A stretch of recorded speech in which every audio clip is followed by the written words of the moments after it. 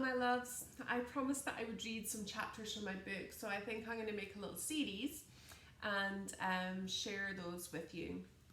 So this is from my book, Be Free, a holistic guide to freedom from anxiety, stress and low mood for life. And the chapter I'm going to share with you today is chapter 8, which is called Move, Stretch, Play, Finding Your Flow. And at the start of each chapter, there's an affirmation. So if this is an area that you're working through, you can use this to kind of instill that positive mindset. And the affirmation for this chapter is, exercise strengthens my body and mind. I love moving daily. Page 165. Looking back and reading my diaries and blogs, this is my least favourite thing to think about doing. It filled me with fear. I just wanted to remain in the safety of my own home. Most of the time, I didn't have the energy or inclination to get out there and get moving. I used to love running, yoga, riding horses, all sorts of exercise. But when you're stressed, anxious, or depressed, that was the last thing on my mind. Even though I knew it would help. Here's the deal though. You're an individual and will be at a different stage on your journey than anyone else. Maybe fitness and exercise is your thing and you train for marathons, or maybe you can't even get out of bed. But rest assured, there will be something here to help you and inspire you. Moving, stretching and playing will help you find yourself and your joy. You may think embracing and bounding into a new fitness routine is the way to go about things, but slow down there, my sweet. When we're stressed or exhausted, our body is already under a lot of emotional pressure. Your adrenals may be close to or already experiencing burnout, and although we may think hopping into a body combat class will help us shift up our strength, it may actually put undue strain on your already weakened systems. And the high you experience during the class may hit you with a bump after. This is truly a personal journey and one you need to meet yourself where you're currently at, not where you think you should be. Little, often, and build it up. When I first set out, I did learn the hard way. I started by slowly walking around my garden, and then I built up to going out for a walk around my street. At weekends, or if I had assistance, I would go further, with my mum or Stuart or a friend holding my arm. Then, because I managed that and wanted to be fit and healthy and how I used to be, I embarked on my running again. Boom. Then I had a painful injury. Not cool. And I was pooped. The saying you have to walk before you run is so, so true. Point to note here, an alarm bell should ring if you have this thought. I wanted to be how I used to be. We will all experience this at some point, and this will be your biggest hurdle to overcome. Comparisons as to how you once used to live can cripple you. It took me years to realise that I was not that same person. It really upset me that I wasn't able to ride my horse and compete to the standard I wanted, or run a 10K, or even play on the trampoline with my kids. You are you, regardless of this. Pushing yourself into situations you're uncomfortable with can actually put you back a step. I know, as I would regularly push myself way out of my comfort zone to prove a point. It's not healthy, and left me feeling like I'd been hit by a bus. I'm not saying don't push yourself or that you'll never be able to do what you loved in the past, but when you feel disheartened because you're not how you used to be, know that this is not a bad thing. You have evolved, and the stress, anxiety, and depression will change you. These experiences allow us to look truly deeply at our behaviours and actions. We can learn to change, to develop and grow, to support ourselves fully. You are who you are now, not who you were years ago, last week, or even yesterday. Every day offers the chance to grow and experience things we may never have considered. Exercise is a fantastic tool to help raise our mood and vibe. It's a great way to boost our serotonin levels. Serotonin is an important chemical that helps regulate our mood, social behaviour, appetite, sleep, memory, and sexual desire and function. Winner. One of the main reasons exercise is so important on this journey is to release tension. When we're anxious, we feel small. We contract our muscles when we feel fear or worried. Our posture changes, and then we transfer our emotional experience into physical conditions and pain. All the exercises in this section will help you release those stress hormones and relax those tight muscles. You'll feel freedom and joy in your body again. Let's get started with some ideas that can make moving, stretching, playing, shaking, running, dancing all super cool, and it's fun for all abilities. Walking. Walking is a man's best friend. Actually, walking is a man's best medicine. Hippocrates. Whether it's around your house, in the garden, or a long walk through the forest, this is a magical place to start. You could maybe start by setting yourself a time or a number of steps and build it up from there. I love being at the beach, so when I was able, I loved to go there to walk. Being outside lets us connect again with the world. It creates a larger opportunity for us and allows us to escape from feeling trapped. Equally, this can sometimes cause a little fear, and this will happen. But breathe. Take nice deep breaths as you go, and when you return to your cozy chair or bed on your return, feel that sense of achievement and joy. Walking is a wonderful low impact form of exercise. A study at the University of Cambridge discovered that a 20-minute walk a day cuts your risk of premature death by almost a third. How amazing is that? It also reduces your risk of stroke, heart attack, Alzheimer's, and here's the key point for us: it is scientifically shown to naturally boost mood and lower stress. Exercise 1. Find where you're comfortable just now. Set yourself a target or goal, maybe walk to the end of the road and back, or if you're feeling pretty fit and healthy, head to a woodland trail or the beach and go for a roam. Do this twice for the first week and then build from there. Note down your activity in your journal so you can look back and monitor your progress. Step to it. Case study. Monica. Monica is a 37-year-old single mother from Croatia.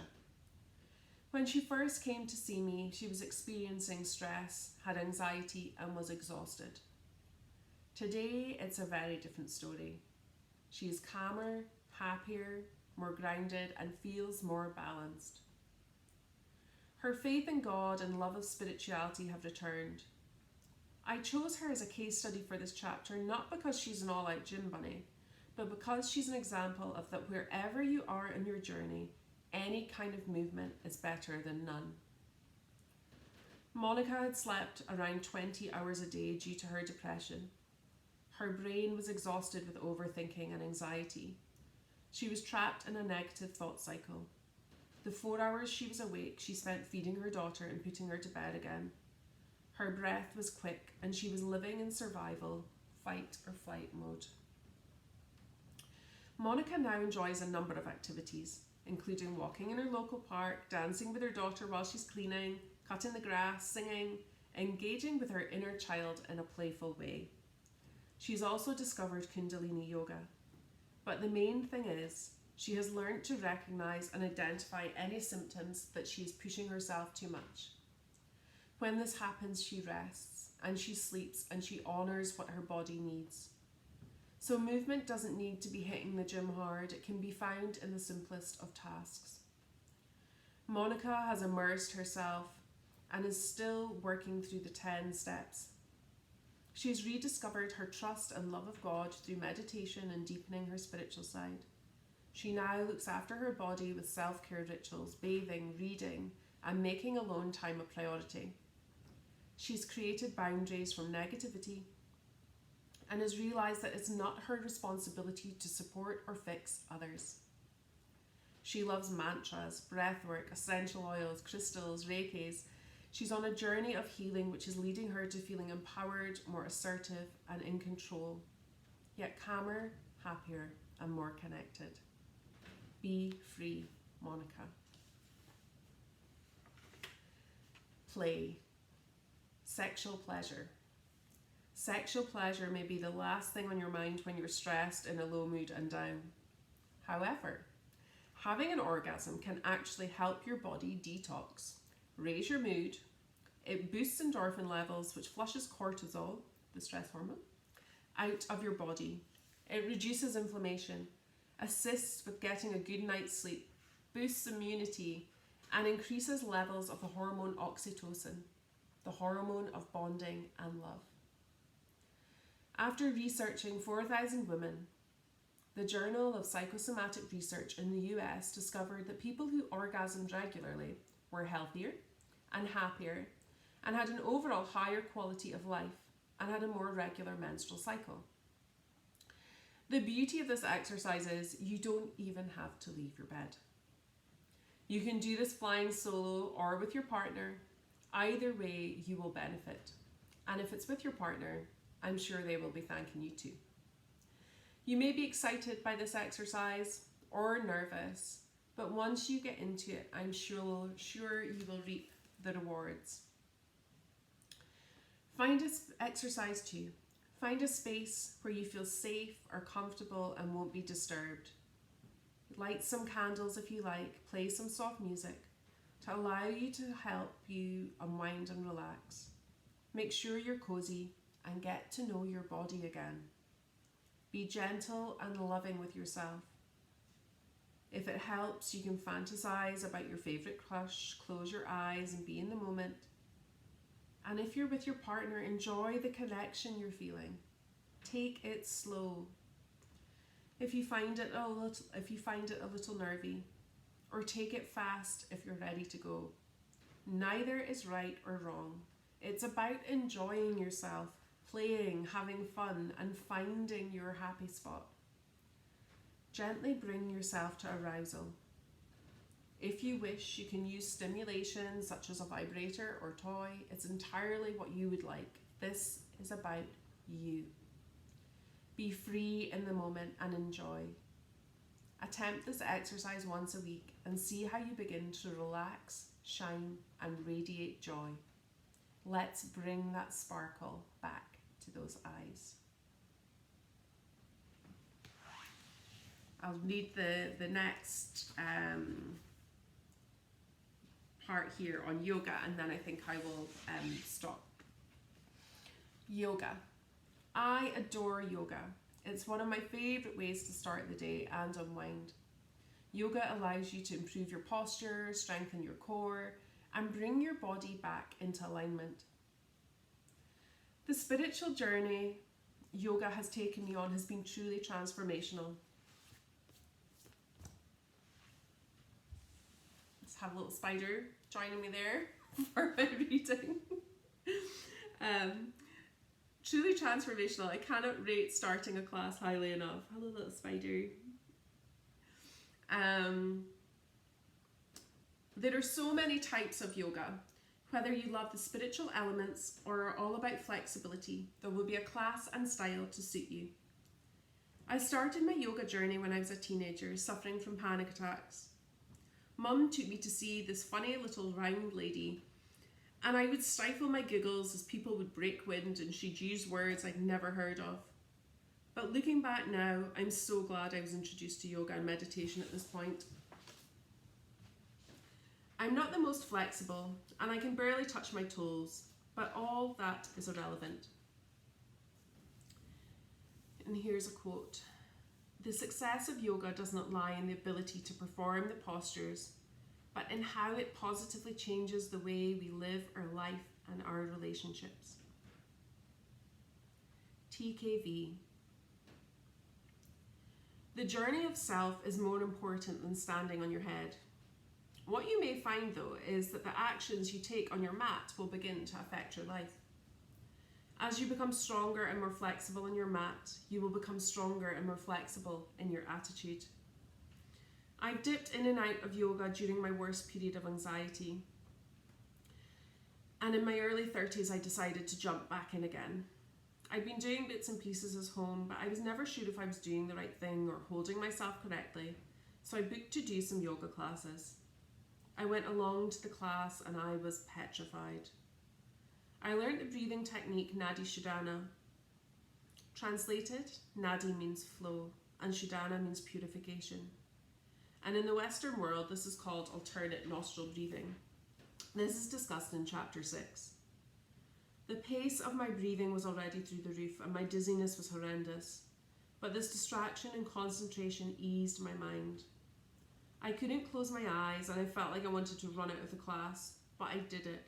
I survived and I kept going back for more. Yoga offers so many benefits.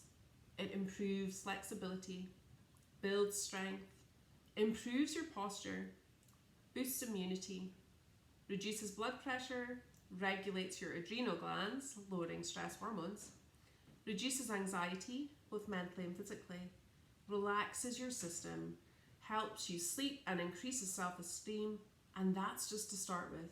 You seriously need this in your life, says Timothy McCall from the Yoga Journal 2007. Exercise 3. Find yourself a yoga class and book a block. By booking the block, you'll be more inclined to be consistent with your practice. You can start this at home if you're unable to attend a class, although I highly advise you to find a class where a trained teacher can inspire and guide you, allowing you to discover how to perform and hold postures safely. So that takes us up to page 175. My little spider friend has now just run off the other way. But I go on to speak about yoga, shaking therapy, dancing, some different things there. So that's all taken from chapter 8, Move, Stretch, Play, Finding Your Flow. I hope that you enjoyed that. Thank you.